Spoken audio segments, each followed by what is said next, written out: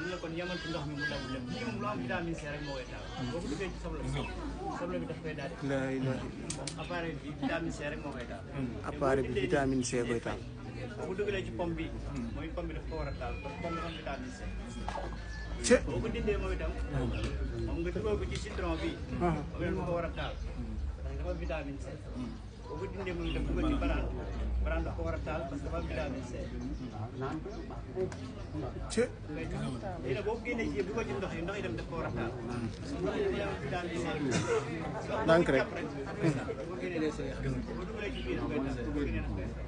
boo dugaatee ci biir mu taal boo génnaatee biit noonu kàngam ndox mi baax na de loolu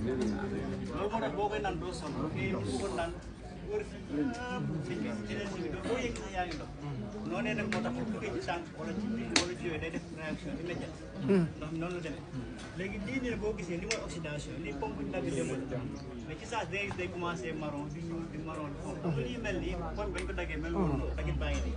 li tax mu mel nii mooy air bi pollution atmosphérique bi pollution causée par les zones électromagnétiques ak radioactivité lii moo tax pompe bi mu mel nii mais li def nii pompe bi nag du ñu bàyyi gis nit